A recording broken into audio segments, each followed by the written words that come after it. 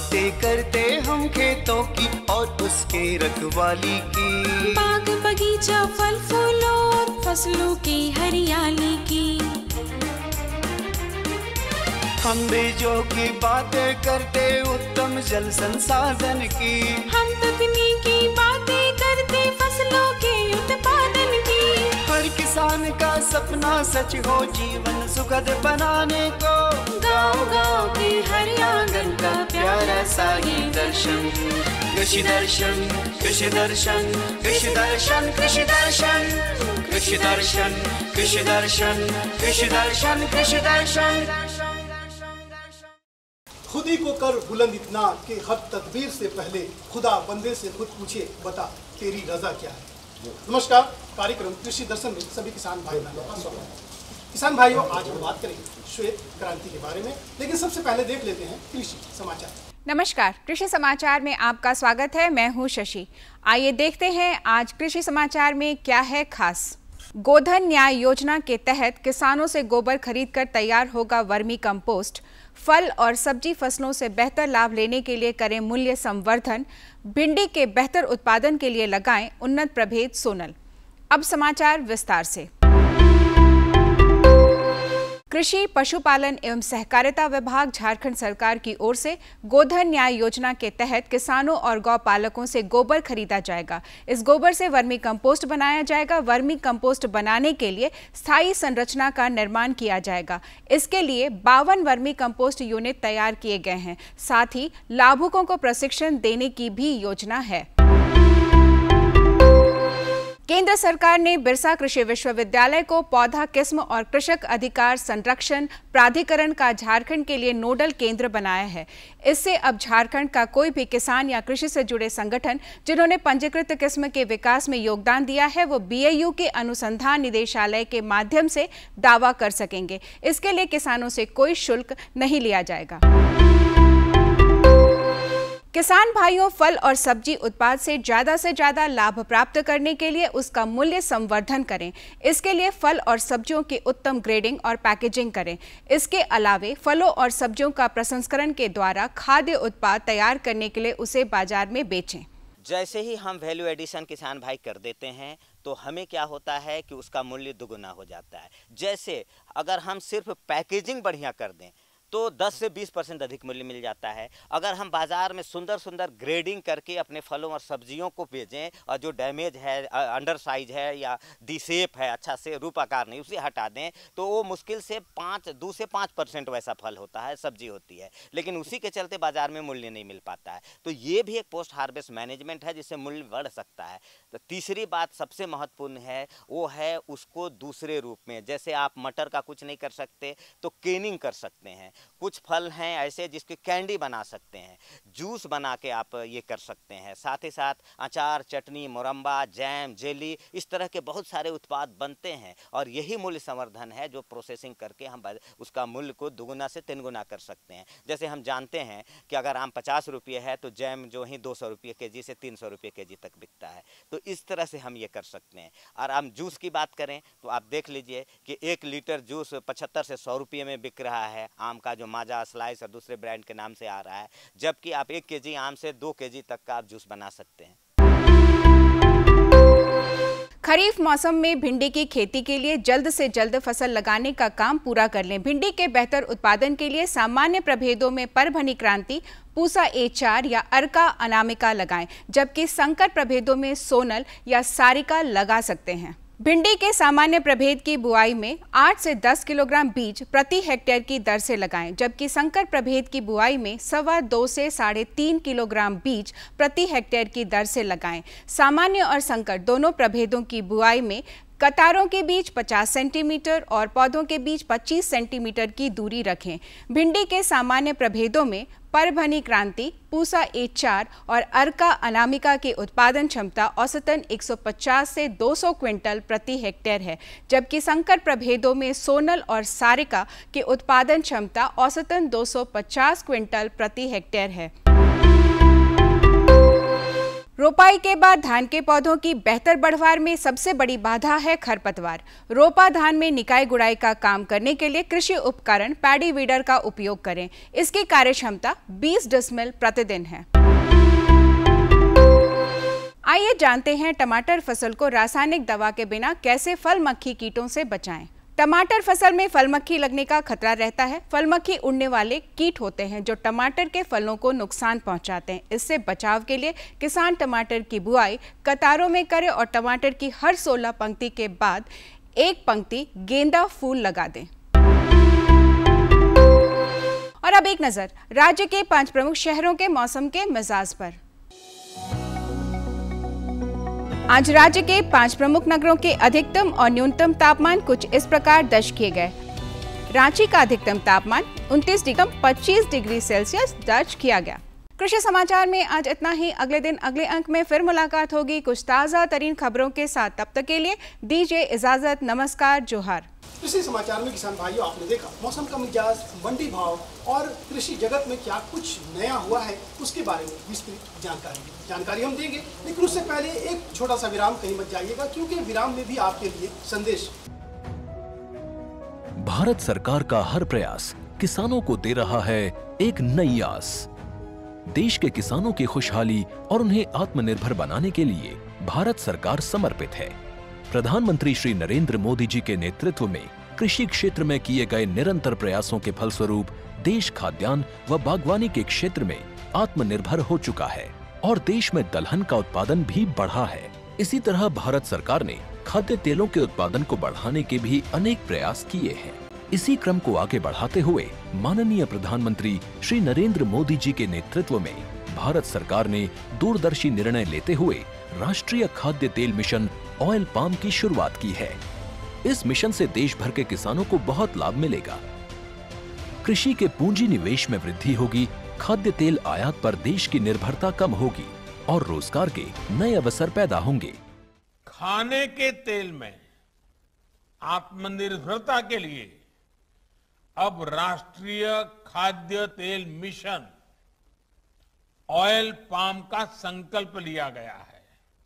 इससे किसानों को तो सीधा लाभ होगा ही, गरीब और मध्यम वर्ग के परिवारों को सस्ता और अच्छी क्वालिटी का तेल भी मिलेगा। यही नहीं, ये मिशन बड़े स्तर पर रोजगार का निर्माण करेगा। इस मिशन के अंतर्गत ऑयल पाम का रकबा और पैदावार बढ़ाने पर जोर देने के लिए सरकार ने 11,000 करोड़ रुपए से अधिक की सहायता राशि निर्धारित की है। मिशन के तहत सरकार ने ऑयल पाम की खेती के लिए रोपण आदि की सहायता में बढ़ोतरी करते हुए पहले मिलने वाले 12,000 रुपए प्रति हेक्टेयर को बढ़ाकर 29,000 रुपए प्रति हेक्टेयर तक कर दिया है। ऑयल पाम के पुराने बागों के पुनरुद्धार के लिए 250 रुपए प्रति पौधा के हिसाब से विशेष सहायता दी जा रही है। पौधारोपण सामग्री की कमी दूर करने और बीजों की पैदावार करने वाले बागों को भी सहायता दी जाएगी।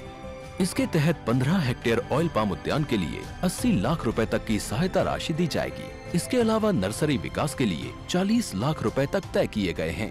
पूर्वोत्तर और अंडमान राज्यों के लिए विशेष सहायता का भी प्रावधान है। ऑयल पाम के किसान ताजे फलों के गुच्छे यानी FFB का उत्पादन करते हैं, जिनकी वर्तमान में कीमतें अंतर्राष्ट्रीय मूल्यों में उतार चढ़ाव के आधार पर तय होती हैं। पहली बार केंद्र सरकार ताजे फलों के गुच्छे की कीमत के लिए किसानों को आश्वासन दे रही है। ये व्यवहार्यता मूल्य यानी VP कहलाएगा, यानी किसानों को कोई घाटा नहीं होने दिया जाएगा। व्यवहार्यता मूल्य VP तय करने की शुरुआत 1 नवंबर से होगी और अगले वर्ष 31 अक्टूबर तक जारी रहेगी। इसे ऑयल पाम वर्ष कहा जाएगा। इस योजना के तहत वर्ष 2025-26 तक ऑयल पाम का रकबा 6.5 लाख हेक्टेयर सृजित करने और कच्चे ऑयल पाम की पैदावार वर्ष 2025-26 तक 11.20 लाख टन पहुंचाने का लक्ष्य निर्धारित किया गया है। सरकार के इस महत्वपूर्ण निर्णय से देश में ऑयल पाम की खेती करने वाले किसानों में विश्वास पैदा होगा और वे खेती का रकबा बढ़ाएंगे। इस तरह पाम ऑयल का उत्पादन भी बढ़ेगा, जिससे किसानों की आय बढ़ेगी और ग्रामीण अर्थव्यवस्था भी सुदृढ़ होगी। अब वादे के मुताबिक बात करेंगे श्वेत क्रांति। आजादी के बाद हरित क्रांति हुई और 1970 में डॉक्टर वर्गीस कुरियन ने श्वेत क्रांति की बागडोर संभाली, यानी कि उन्हीं के देख रेख में श्वेत क्रांति की शुरुआत हुई। इसे श्वेत क्रांति इसलिए कहा जाता है क्योंकि इसमें दूध उत्पादन की बात की जाती है, और दूध उत्पादन इतना कि बाढ़ सा आ जाए, और इसे फ्लड रेवोल्यूशन भी कहा जाता है।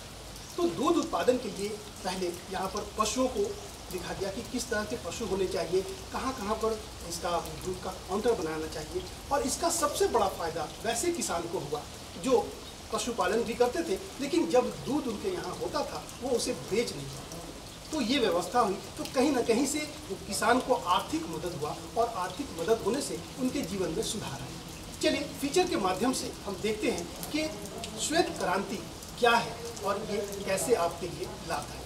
श्वेत क्रांति का संबंध दूध के उत्पादन बढ़ाने से है। इस क्रांति की शुरुआत 90 के दशक में हुई थी। 1970 में NDDB यानी नेशनल डेयरी डेवलपमेंट बोर्ड ने डॉक्टर वर्गीज कुरियन के नेतृत्व में इस क्रांति की शुरुआत की थी। इस क्रांति की वजह से देश की आर्थिक स्थिति काफ़ी बदलने लगी थी।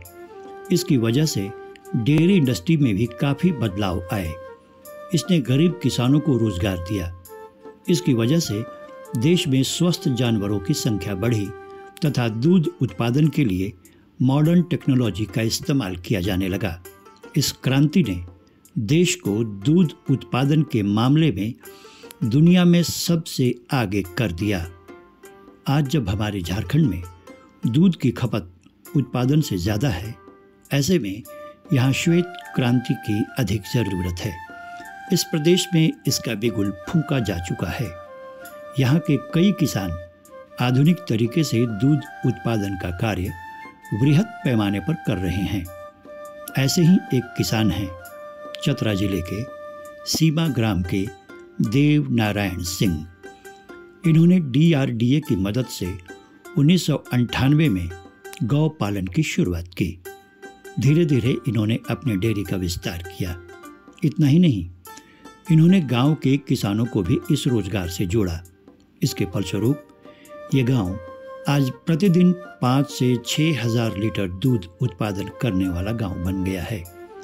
इस रोजगार से लोगों की जिंदगी संवर रही है और लोग समृद्धि की ओर बढ़ रहे हैं। गाय पालन बेरोजगारी के कारण हम 1998 से शुरू किया। उस समय चतरा जिला का गठन हुआ था।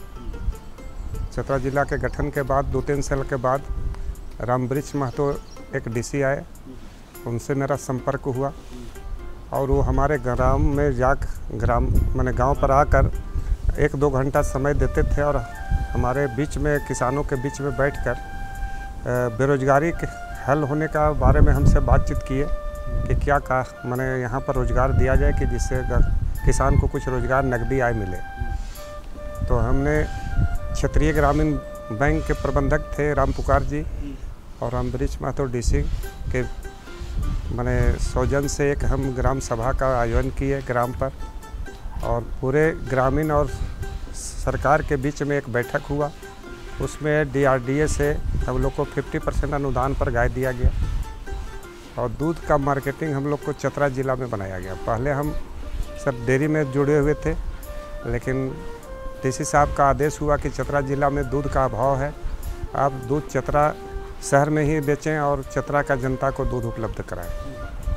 तो उनके सौजन से हमारे ग्राम सीमा पंचायत सीमा में करीब 500 दुधारू गाय बांटा गया। हर किसान को दिया गया, मैंने BPL थे उनको 50% अनुदान पर, और जो जनरल गाय लेना चाहते थे उनको जनरल लोन पर दिया गया। इसी प्रक्रिया में अभी हमारे यहाँ करीब 500 लाभुक को दिया गया गाय, और उसमें हम सेक्रेटरी के रूप पर थे, सचिव के रूप पर। मेरा काम था कि जन आंदोलन के तरह एक रोजगार के रूप में हम नकदी रोजगार, खेती के साथ पशुपालन किसानों को प्रोत्साहन देकर अभी तक भी हमारे पंचायत में 5-6 लीटर दूध प्रतिदिन है। देव नारायण सिंह ने अपने गौपालन की यात्रा देसी गायों से शुरू की थी। जब उनका जुड़ाव बैंक से हुआ तो इन्होंने अपने डेयरी में भैंसों को शामिल किया। जब इन्होंने देखा कि भैंस दूध कम देती है, तब इन्होंने क्रॉस जर्सी नस्ल की गाय पालनी शुरू कर दी। इन्होंने अपने गौपालन की शुरुआत मात्र 2 गायों से की थी। आज इनके फार्म में 20 गायें हैं। ये देसी, साहीवाल, सिंधी, फ्रिजियन सभी नस्ल की गायों को पाल रहे हैं। ये अपनी गायों को ज़्यादा दिनों तक अपने फार्म में नहीं रखते, बल्कि उसकी खरीद बिक्री भी करते रहते हैं। हम पहले देसी गाय और थोड़ा सा यही मैंने मिली जुली हुई गाय को रखते थे अपने मत से, लेकिन जब से हम गाय बैंक से जुड़े तब से हम सर मैंने भैंस का पालन किए। भैंसी पालन किए बहुत ज़्यादा मात्रा में, लेकिन भैंस कम दिन दूध देती थी और ज़्यादा दिन बैठ के खाती थी, इसलिए उससे हमको परेशानी ज़्यादा हुआ। दूसरा चीज़ पानी का यहाँ घोर अभाव है। पानी के अभाव के चलते हम भैंस का पालन करने में फेल हो गए, तो हम दूध जर्सी क्रॉस गाय पालन करना शुरू किए हैं। 2 गाय से हम 20 गाय तक तो अपना व्यवस्था किए, लेकिन हम बीच बीच में देखे कि गाय का संख्या ज़्यादा सूख जाता है और कम दुधारू रहती है, तो हमको आमदनी से बेसी खर्च हो जाता है और बचत कम होता है। तो हम अब सिस्टम को बदल दिए कि गाय खरीदते रहते हैं और बिक्री करते रहते हैं, जिससे किसान को जो भी दूध उत्पादन करते हैं वो गाय अच्छी नस्ल की गाय उनको देते हैं, कि ताकि वो गाय से अच्छा दूध उत्पादन करें और अच्छा नस्ल का गाय उनको मिले। उसके साथ होता है कि कम गाय में दूध अधिक हमको उत्पादन मिलता है। हमारे यहाँ सर देसी गाय है तो नहीं एक बराबर है, आपका साहीवाल है, फ्रिजियन है और मैंने सर सिंधी है। 3 तरह के गाय है। ये गायों को अपने फार्म पर ही बेचते हैं। वो किसानों को उनकी पसंद के हिसाब से गाय बेचते हैं तथा खुद यूपी से ऑनलाइन गाय खरीदते हैं। नहीं, यहीं से आकर सर किसान अपना गाय पसंद करते हैं। जो गाय पसंद किए कि हमको इसी गाय को पसंद है उसी का सर हम देते हैं। ये नहीं है कि हम प्रतिबंध की यही गाय बेचेंगे। किसान जो गाय पसंद करेंगे हम उनको दे देंगे। आपको अगर खरीदना हो तो हम ऑनलाइन सर गाय मंगाते हैं, कहीं जाते नहीं। हम बलिया यूपी से गाय ऑनलाइन मंगाते हैं। वहाँ व्यापारी है, वो हमको ऑनलाइन फ़ोटो दिखाता है। लगहर गाय अगर है तो उसको दूध का गारंटी उसको लेना है। अगर गाय गाभिन है तो हमको अंदाज पर पसंद करना है कि नस्ल में इतना दूध आएगा।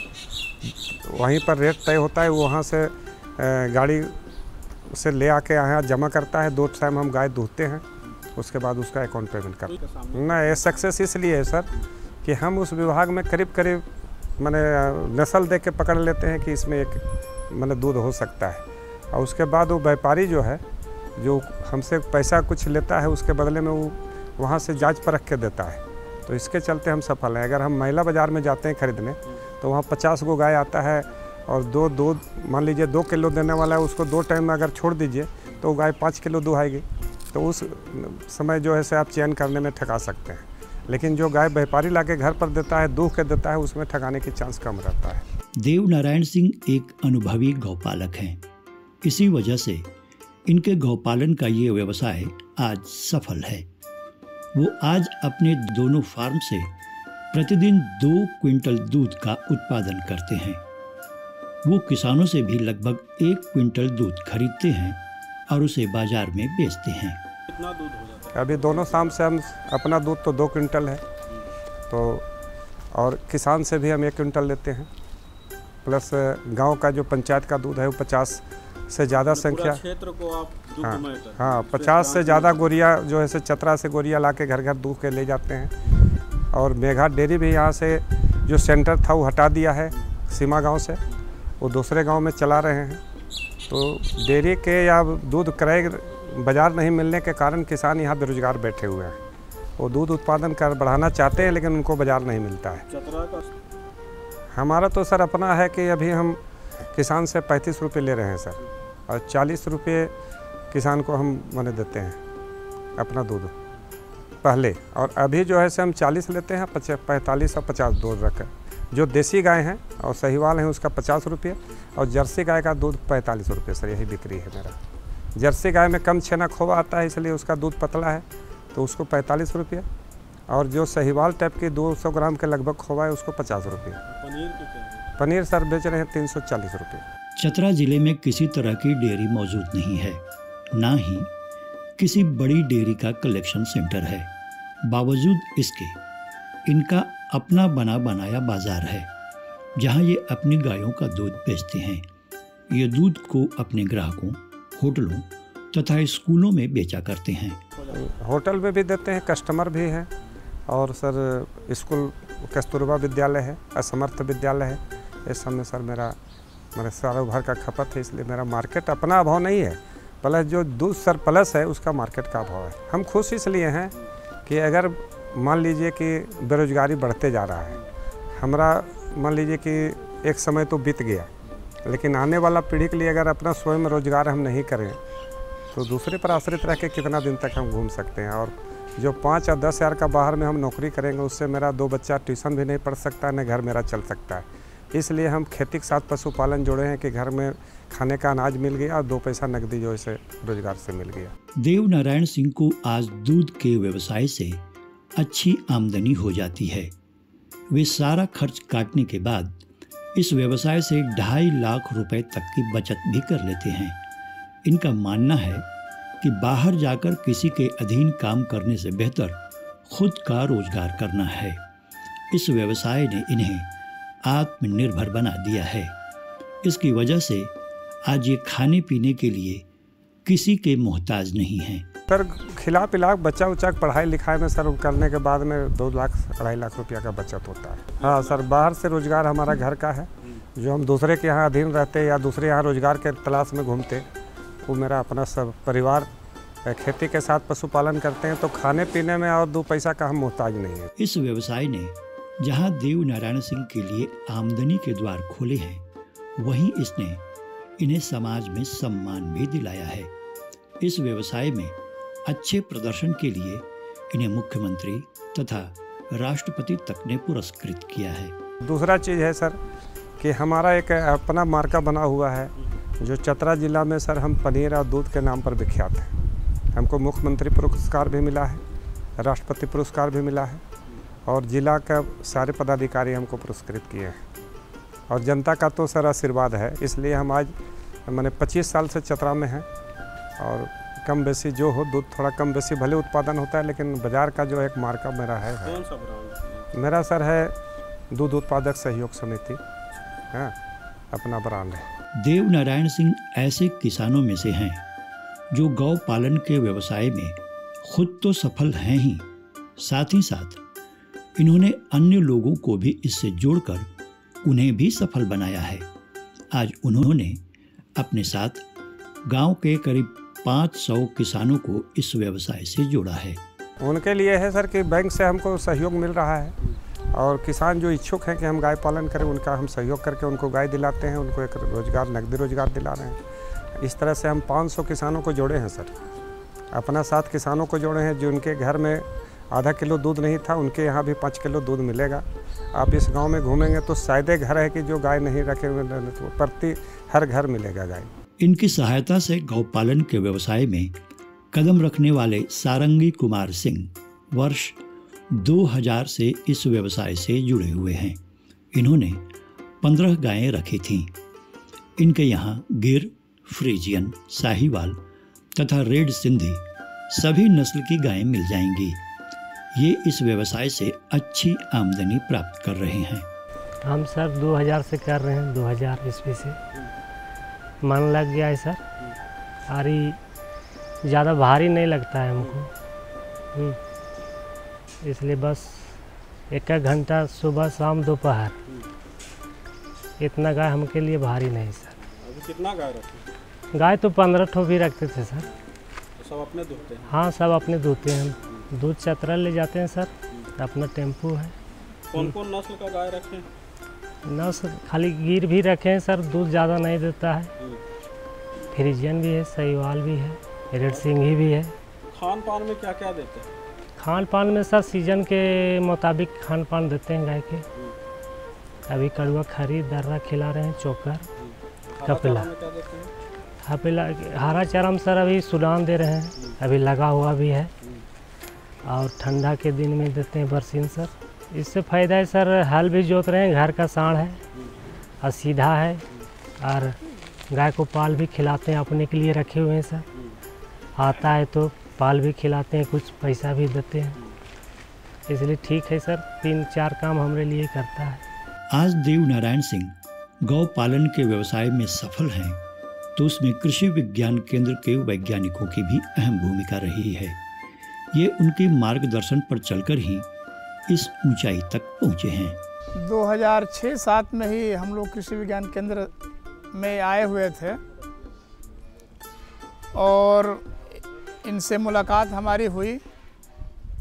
हमारे यहाँ डॉक्टर बीपी राय हैं जो पशुपालन के वैज्ञानिक हैं और उनसे हम लोग इनको परिचय कराए और उनकी जो भी उनका काम होता है ऑन फार्म ट्रायल या डिमॉन्स्ट्रेशन वो जो है इनके यहाँ करते हैं और इनको समय समय पे जो है जो भी मिनरल मिक्सचर होता है ऑन फार्म ट्रायल में या डिमॉन्स्ट्रेशन में वो इनको दिया जाता है। ये इनको किसी भी तरह की कोई तकनीकी जानकारी हो, दवा हो, पशुओं में जो है गायों में बहुत सारी बीमारियां लग जाती है, उसका भी समाधान जो है हमारे कृषि विज्ञान केंद्र में इनका होता है। और ये जब से हमारे यहाँ से जुड़े हुए हैं तब से इनकी जो है आय में जो है काफ़ी बढ़ोतरी हुई है। ऐसे ये पहले से ही सफल किसान थे और सबसे बड़ी चीज़ हम लोगों से जुड़ने से इनको ये फ़ायदा हुआ कि ये और किसानों से जो है को उन्होंने जोड़ा। आज करीब जो है इस एरिया के 500 किसान जो है इनसे जुड़े हुए हैं और सबके यहाँ जो है ये अपना दूध जो कलेक्शन करते ही हैं, इसके साथ साथ जो है पूरे गांव के किसानों का जो है ये दूध का कलेक्शन करके और चतरा मार्केट में ले जाते हैं। पनीर का भी इनका अच्छा खासा उत्पादन है। इनका इतना विश्वास है इनके ऊपर लोगों का कि इनके नाम पर ही दूध जो है बिक्री होता है और ये काफ़ी अच्छा लाभ कमा रहे हैं। गौ पालन वस्तुतः एक लाभकारी व्यवसाय है। इस व्यवसाय से जुड़कर किसान समृद्धि को प्राप्त कर सकते हैं। चतरा के देव नारायण सिंह के जीवन को इसी व्यवसाय ने बदला है। ये इस व्यवसाय से जुड़कर खुद तो समृद्ध हो ही रहे हैं, साथ ही साथ अन्य किसानों को इससे जोड़कर राज्य में श्वेत क्रांति के विस्तार में अपना महत्वपूर्ण योगदान दे रहे हैं। तो देखा किसान भाई बहनों कि श्वेत क्रांति का सीधा फायदा जो है किसानों को हो रहा है, वैसे किसान जो पशुपालन कर रहे हैं। अगर आप पशुपालन नहीं कर रहे तो आप भी कीजिए और श्वेत क्रांति का जो फायदा है वो आप भी ले सकते। हमारा पता है कार्यक्रम कृषि दर्शन कृषि प्रकोष्ठ द्वारा केंद्र निदेशक दूरदर्शन केंद्र रातू रोड रांची, पिन संख्या 834001। फिलहाल आज के लिए इतना ही, दीजिए इजाजत। नमस्कार, जोहार।